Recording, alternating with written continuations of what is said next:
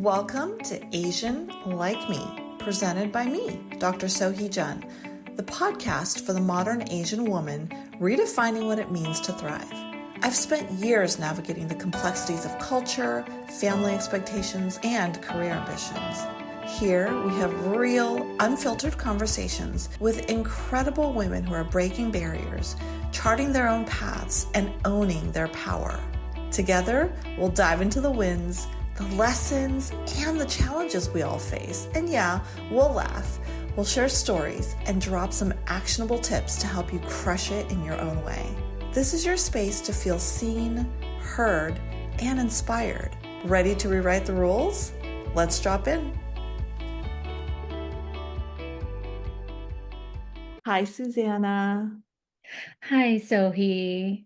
I want to start off this conversation, and there's so many questions I have for you. And the first one is, what is currently lighting you up, Susanna? What is lighting me up? Oh Yeah. my goodness. Well, let me tell you. So I am in a transition of moving homes. I will be moving home shortly. And one of the things that is honestly making me so excited about this new home that I'm moving to is that it has a big avocado tree in the backyard and a big Meyer lemon tree in the backyard with fruit. It's the perfect combination. Are you kidding right now? No, I'm not kidding. Because I cook all the time, multiple meals a day because of my daughter Arizona's myriad food allergies and so on and so forth. And so I'm always at the market stocking up on avocados and lemon. For me, it feels metaphorical in terms of what is on the horizon, in terms of abundance and nourishment and all of the above. So currently, right now, all I can think of is avocado and lemon. I don't blame you. I want to be in your backyard forever. You can. Yes. You, in fact, also never need to buy avocados or lemons ever again either. So there's that. So it's the gift that keeps on giving. I think it's the perfect pairing, and it is very symbolic to your point. Susanna, is it from the fires that recently happened in LA? Thank you for asking. It is not, for I will say that the search for a new home has definitely it has been a new experience because of the fires, in that the inventory is much lower because there were so many folks and families and people who were displaced from both Altadena, Palisades, et cetera. And so it has been really hard to find a home without 47 people clamoring for said home.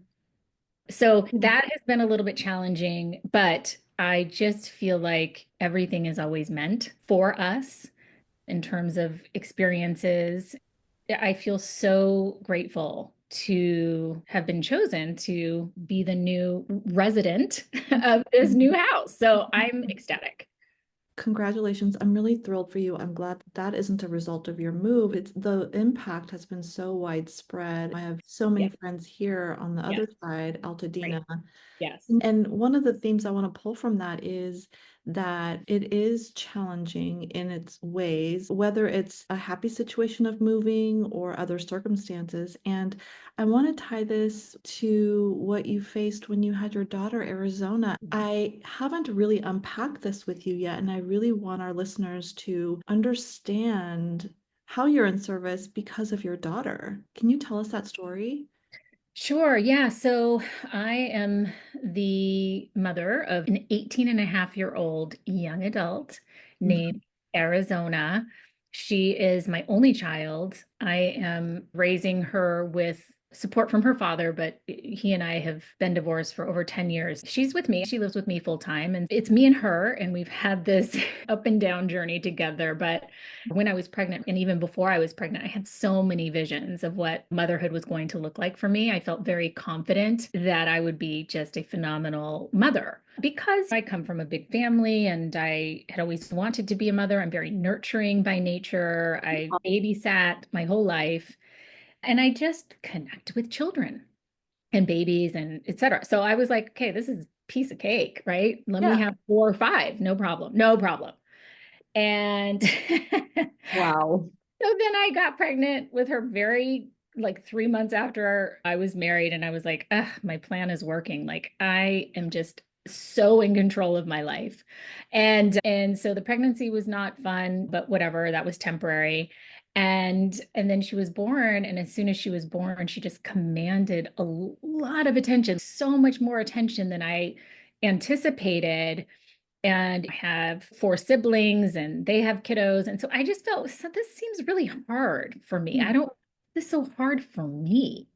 Mhm. So anyway, yeah, so it turned out after a couple of years finding out that Arizona had crazy food allergies. She was covered head to toe in eczema. She had so many rashes. She was always scratching herself.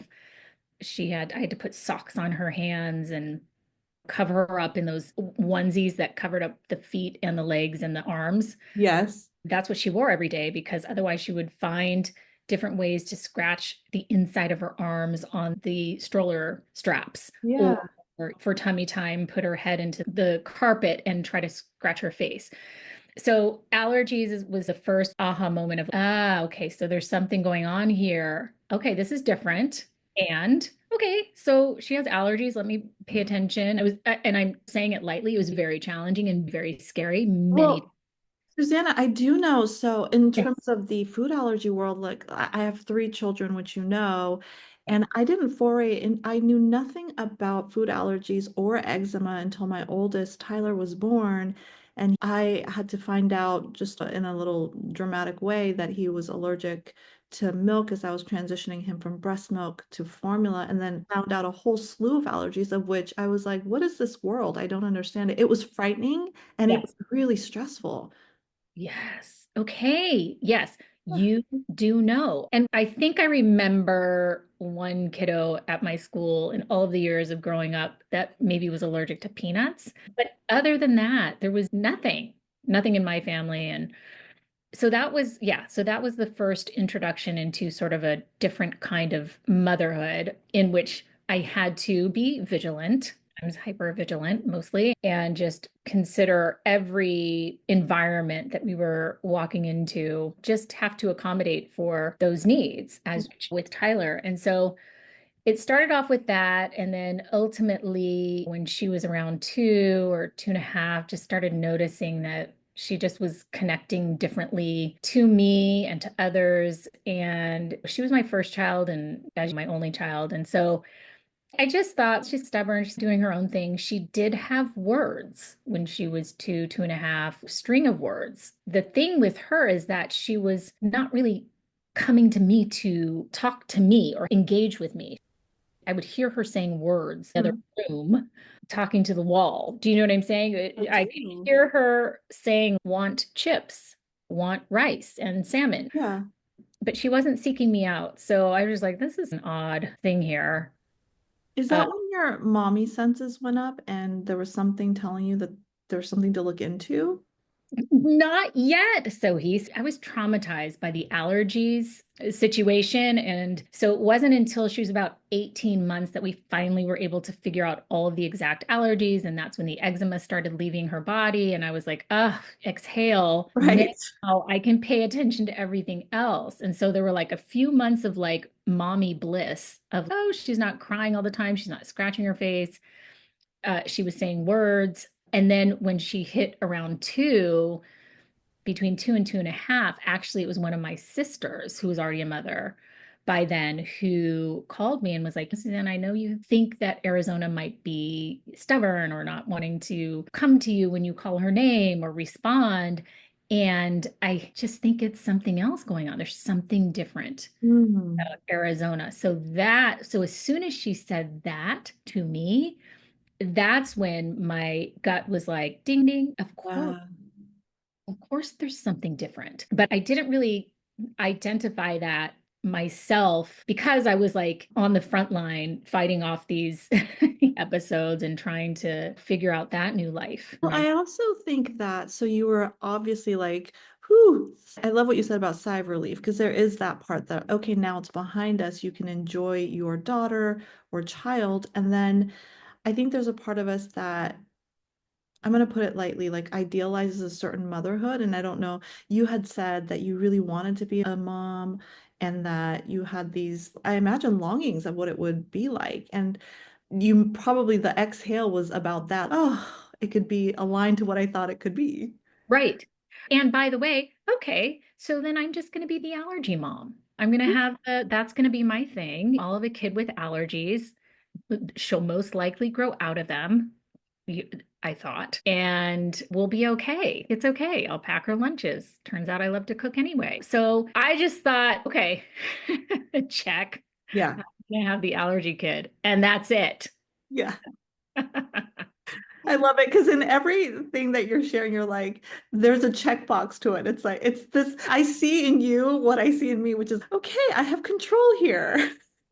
I have, listen, as an Asian American woman, I feel like it's part cultural. It's also part just, I don't know, it's just ingrained within me, this idea of I can figure it out. I have agency over all things in my life, including motherhood. And yeah, it threw me for a loop. So once I started getting comfortable with being the mother who could understand the allergy protocol for my daughter and advocate for her in that way, I was like, okay, cool, let's move on. Yeah. Yeah, and then moved on, and the other challenges presented itself, I assume. So let's, for our listeners, you're mixed Taiwanese, you're Swiss, French, and German. What a dynamic heritage and culture you have. Yeah. And my father's Asian. He came to UCLA in the 60s to get his PhD Mm. in physics and then to head right back to Taiwan. But he happened to meet my mother, who was an Mhm. undergraduate at UCLA at the time, and they connected and fell in love. And it was challenging for his family. It was challenging for my mother's family, but they just celebrated their 54th wedding anniversary, 53rd, something like that. Get It's out of here. That's they're amazing. the cutest of all time. My dad is 80, my mother is 75. They had 5 kids, they have 12 grandkids. It is a love story that I feel like doesn't exist so much anymore. The majority of my family is in Taiwan, and I've been there 12 million times. My mother was an only child, and her parents died when I was young. Our entire upbringing was Chinese school and Taiwanese food, and it was just, my mother speaks Mandarin as Oh, well. wow. Yeah, it's been a fun experience for sure. Here's the thing I want to pull on, which is there's certain things, especially in past generations, that aren't talked about. In my family, Korean descent, I think there's a lot of similarities in our two cultures. I introduced hugging, for example, into our family. We were very non-demonstrative. Totally. I think you get that. You're probably laughing. And I remember like the day that I went to hug my parents. I came home from college and I went in for the hug, and they were so stiff. They're, what are you doing? What's happening? And it's just the funniest thing. And I want to tease apart that I am assuming that all of the things that were happening around Arizona and with Arizona and that you were discovering on this journey for yourself, were you able to talk to your parents about it? Is it something that was talked about? It was not really. And I will say, my parents live in Ohio now, and we just got back from a visit with them. And my dad, bless his heart, who loves Arizona, loves his granddaughter, calls her his dumpling girl, Hmm. calls me his dumpling girl. That was my term of endearment growing up, dumpling girl. And he will still talk about Arizona's diagnoses, autism spectrum disorder, ADHD, her anxiety. He'll still talk about them as problems. She has these problems, and he doesn't mean any ill will about it. There's no maliciousness at all about it. But it's just, yeah, I think the first time when I decided to bring Arizona to Taiwan, which by the way, I thought was going to be the most challenging with regard to food allergies and things like that. But he was just, yeah, don't bring her because nobody will understand her. And that was a conversation that was hard to have with my father. And he was just saying it out of love and well meaning and concern and care for me. But it has evolved over time. But yeah, we didn't really talk about it. I think that as I got to learn more information about Arizona's myriad diagnoses, I would be able to share them with my parents, definitely my siblings for sure. but I always tried to talk about like all of the positive things. Oh, she's gonna be able, this therapy is gonna help with this, and this therapy is gonna help with that. And da-da. It was hard for me to share all of the ick and the grief and the hard times. That was challenging for me.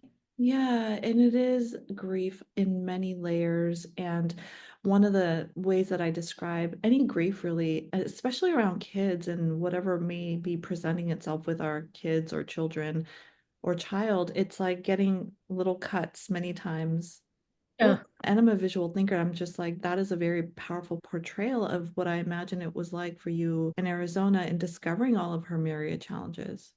yes. Oh my goodness. It was like I can liken it to those punching bag things that are heavy on the bottom and they sit on the floor and you Yes. push them and they spring back up. Those things. That's how I felt at every turn. I'm like, oh my gosh, punch back. And then I'm like, okay, time to get back up.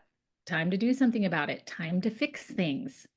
And then I would get a right hook from the other side and I'd have to bounce right back. Okay, so now we have something else on this to-do list of how to move forward and create the most semblance of a normal life as possible.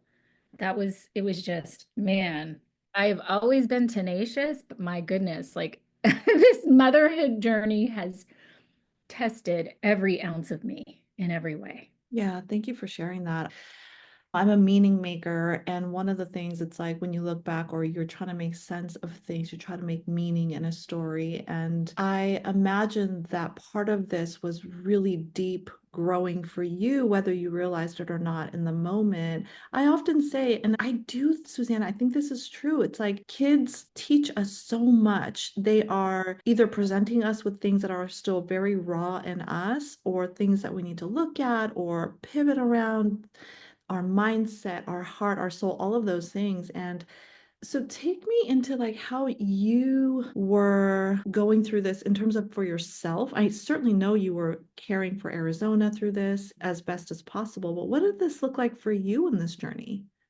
Yeah, it has been up and down and all the way around, and certain things have been cyclical. There have been so many different chapters, and but I would say that at the beginning, I was so blindsided. I was like deer in the headlights. Mhm. I was also experiencing so much anxiety around being a first-time mother. My hormones were awry, as you can relate to. And because I think of my cultural and familial upbringing, I was like, this should be easy. I know what to do.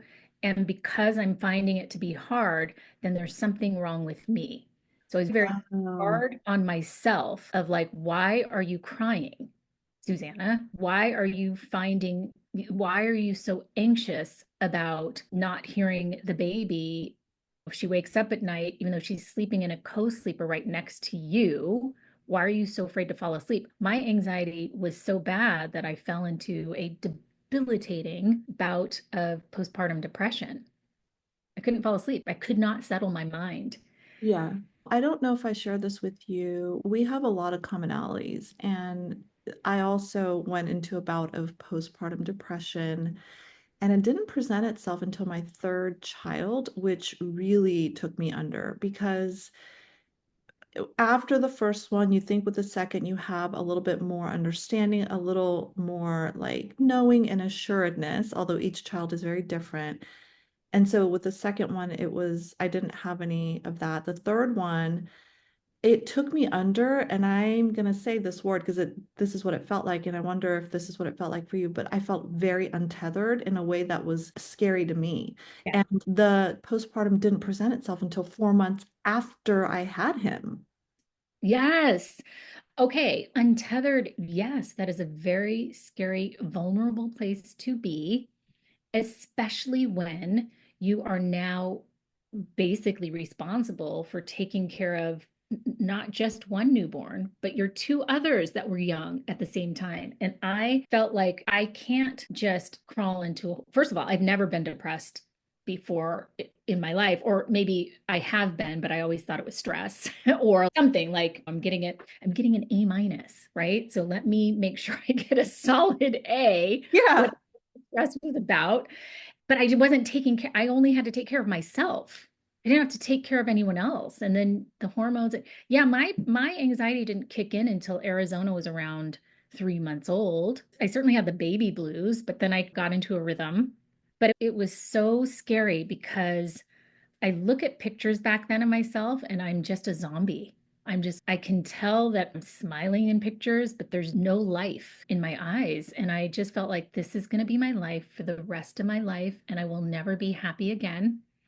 And I can't imagine, especially when Arizona started getting, the diagnoses after the food allergy stuff. I was like, oh my goodness, I'm going to have to be her caregiver, an extreme caregiver for the rest of my life. Yeah. Yeah. It's so, yes, looking back on the photos, so in the Korean culture, we do a big 1 year celebration for the child or children. It's like in back in those days, it was a celebration of making it to the first year because a lot of kids didn't back in the older generations. And so with Noah, my last one, when I made it to the 1 year mark, I literally, it was a celebration of me because I felt Yeah. like kind of coming back to myself. And by the way, thank God for my mom at that time. She literally raised him from probably 4 months till 1 year until I could feel back in balance and in my body because oh yeah, it was such a anxiety, sleepless, hormonal, out of whack, out of body experience that when I put words to it, a lot of people get scared by it. I know. I feel you, sister. Yes, that's why I'm like, oh my God. And then two, there's so many threads I want to pull on. So now, because of Arizona's myriad challenges, you work with families who have kids with special needs, right?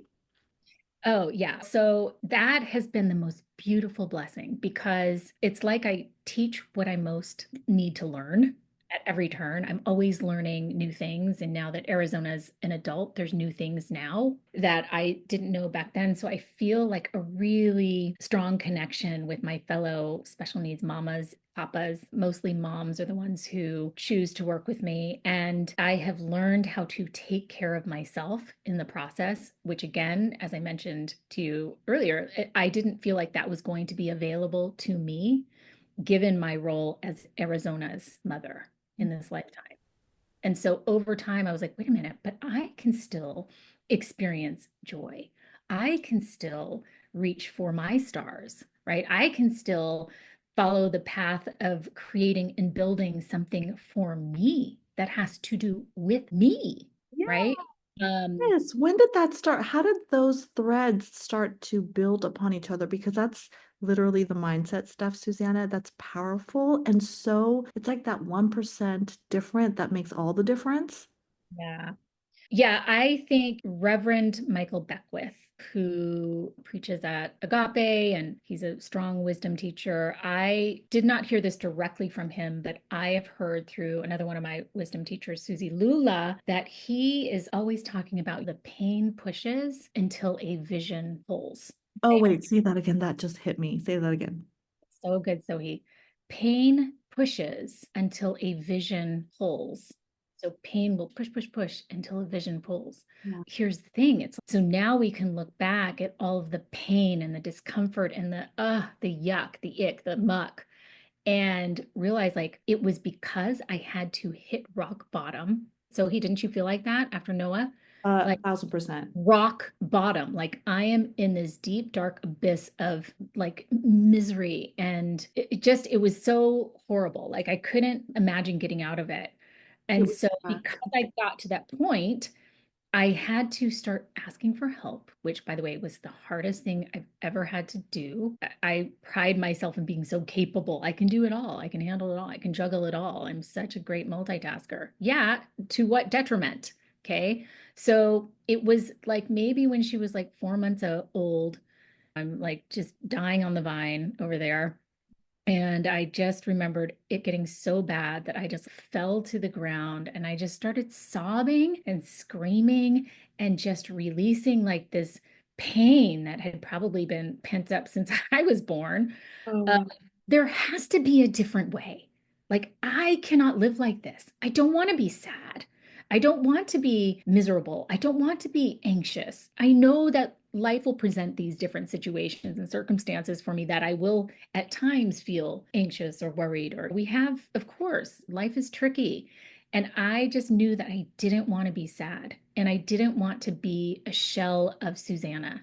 So I just feel like I just cried out to my God, the universe, whoever was listening, I want a different life for me. So that's when it started. And I've had to build on that over the years. And sometimes it's one step forward, two steps backward.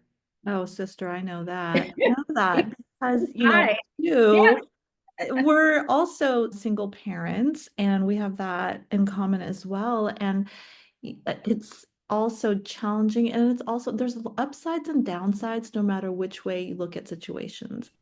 And what I see in you is the ability to look at the upside.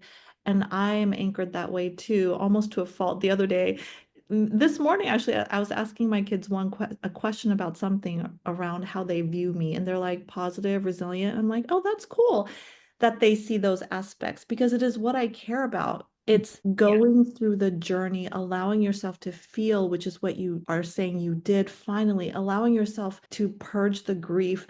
I'm also hearing in that journey, there was a lot of self-blame. There was a lot of, you were really hard on yourself, which I get, sister. And then to be able to get to a point where you're like, I need help and I'm going to admit that takes so much courage.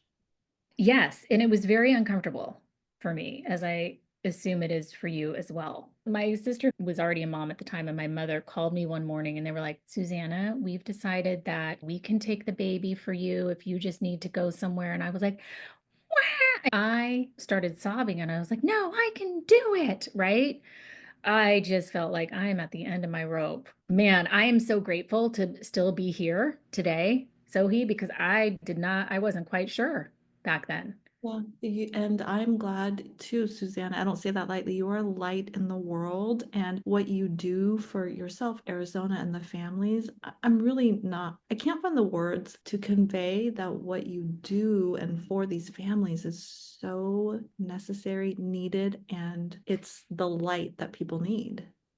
Yeah, and I thank you, Sohee, for acknowledging that. And I would also like to acknowledge myself too, because I feel like I don't do that enough. I feel like this work, I would do it no matter what. And it's so energizing for me to be able to see, other mamas and families, the light bulb going off. Oh, wait, hold on a second. We can actually thrive as a family. That's a possibility. Yes, it is. It is available to all of us. Yeah. It is. It is exactly the North Star that I want my clients when I coach them, whether Yeah. it's one-on-one or however, it's to say that there's a light and it's helping them define what that looks like for them. Mhm. And I know one of the things that you talk about in terms of self-care as a special needs parent is around, I think it's the last one, like finding your joy. Like, how do you find your joy these days? Oh, yeah. Okay. So finding my joy, glimmers of joy, big barrels of joy, it looks so differently every single day. So it just depends on the day, I you know? know it does. But I think that when we know that it's available to us, we start seeking it out in any way that we can. For example, today, honestly, joy was having this conversation with you. I have been, as a mixed race, half Taiwanese girl, I am often misidentified. Most people do not believe that I am Asian just by the way that I look. And it's so interesting that when I first published my book and my publicist was going out to get me in front of people and sending out my media kit, I was like, okay, so yes, special needs families, neurodiversity, autism, all of that, but please target Asian podcasts and female Asian, Taiwanese. I was very specific. And do you know, not one podcast reached back out to me to have me as their guest. So, Sohee, today it's such a milestone that I get to be on this podcast called Asian Like Me because that's who I am. And I feel so honored that I get to have this conversation with you. It's such a beautiful moment. Susanna, if you could see me, I was literally mouth open. Of course, I would have you on this podcast. And I'm both surprised and not surprised about what you just shared about. Obviously, when people see your photo, this is audio recording, but a gorgeous woman, and I could see why they would say, oh, she's not Asian. But to then just discount and also not invite because of that, I don't know. I don't know. Yeah, I'm like, yes, this is Asian like me, and I'm also open to other yeah, nationalities and guests and all that stuff. yeah, for sure. Yeah, Yeah, yes. but it's No, for sure. It just felt like a milestone. My book, my maiden name is Yang. So even then, when my when I was Susanna Peace Yang, people were like, "Where's Yang from?" And I was like, "It's a common Chinese name." that's me. Right? Exactly. My book is dedicated. I wrote this book for Taiwan. I wrote it for Taiwan, my comfort, my precious little island, that which has shaped me the most. It is with you that I find my connection to the universe. Thank you for being my home. Oh, Because that is my experience. That's how I feel. what a milestone. So last time I saw you out, it was at the book launch of your book, which is called Your True Self is Enough: Lessons Learned on My Journey Parenting a Child with Autism. And that was last year. Also, you were celebrating a big birthday at the same time. So many milestones at that time. Yeah, yeah, yeah, yeah. Yes.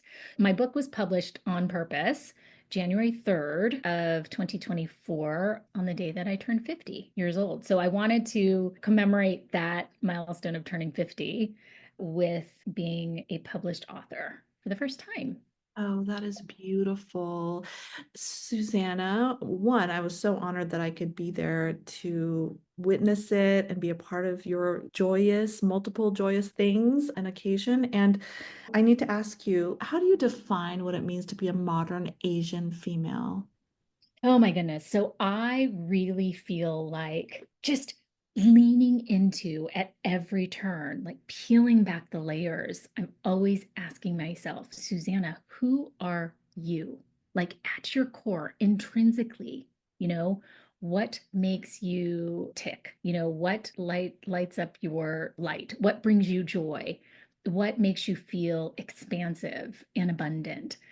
Because I feel like culturally, especially Asian females, like culturally, we've been silenced for years and years and years. Girls don't matter as much. It's all about the boys and the legacy and carrying on the last name and so many Mhm. things like that. And I'm first generation, right? So I feel like leaning into what's good for me and not feeling guilty about it, for asking, for advocating for what is good for me, and actually, even furthermore, just understanding and owning that what's good for me is good for the universe. What's great for me is great for Arizona. Instead of, and as opposed to just being this sacrificial lamb at every turn, like sacrifice for your kids, this is all that matters, right? Maybe, sure. And if our kiddos did not see us enjoy and thriving, what do you think they would lean into for themselves? I love that your kiddos are like, Mommy, you're resilient and positive. I love that. I love that, Sohee. I just feel leaning into my authentic self as much as possible, even through the discomfort, is how I view my modernness.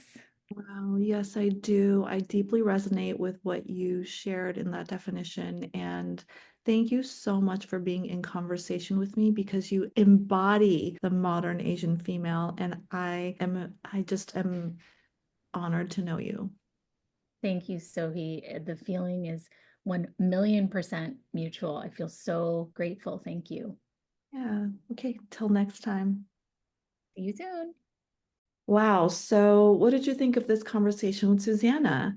I was really eager to have her on this podcast because of her experience raising Arizona and now taking her experience to helping families navigate the journey of raising a child or children with myriads of challenges. And I also really loved her talking about her growing up mixed heritage of being Taiwanese and Swiss and French and German. And also, there were so many themes that jumped out from our conversation. The biggest one being around challenges, and that there will be multiple challenges that presents itself in life. That we know for sure. The tightly coupled ways in which we try to control outcomes, ourselves, expectations, and just the situation itself. And so I want to invite you into reflecting on how control has played in your life. And in particular, in what ways can you loosen the grip around control? So, really reflect on that for yourself. How has control played a role in your life, in work, with your kids, personally, maybe all of the above? And ask yourself, how can you loosen the grip on that? The second theme that jumped out for me was around asking for help. And I can say pretty confidently that if you're a highly ambitious, high achieving woman, asking for help is really, really difficult. And yes, I am speaking for myself. And so reflect on your beliefs around asking for help and getting the support that you need. How do you perhaps block yourself, and or what are the beliefs you have around asking and getting support? And then pull on that a little bit and ask yourself, in what areas do you need help now? And how can you invite that into your life? So, Susanna is so dynamic, and I can't wait for you to read her book, which is Your True Self is Enough: Lessons Learned on My Journey Parenting a Child with Autism. She's both a certified professional life coach and she's a certified soul psychology coach as well. In addition, she is a Reiki master teacher and disability rights advocate dedicated to the health and wellness of disability families around the globe. Susanna's journey of navigating through the worry and heartbreak of raising a child of her own with myriad disability diagnoses led to the discovery of her forever life calling, helping families like hers experience joy, balance, and purpose in their own lives, culminating in healing for the community as a whole. And I do know that, Susanna and I ended the conversation around when we can give to ourselves and do real self-care that is meaningful for us, and when we can invite in more joy and expansiveness and a mindset around those two things, then we can be in greater service to those that we love and that are around us. So I do have an ask for you. I read every review, so thank you if you've already left one. I'm going to ask you to follow Asian Like Me, because if you liked today's conversation, I'm going to have Susanna back for another one because we have so much more we need to dive into. And I'm going to also ask that you share this episode with 3 of your besties. My personal mission and goal is to help all Asian females feel seen, feel heard, and feel deeply connected through these stories. Because I don't know about you, but I do know that we need these stories more than ever. So please leave a review and follow. And I can't wait to be in conversation for the next episode. Until then, have a great day.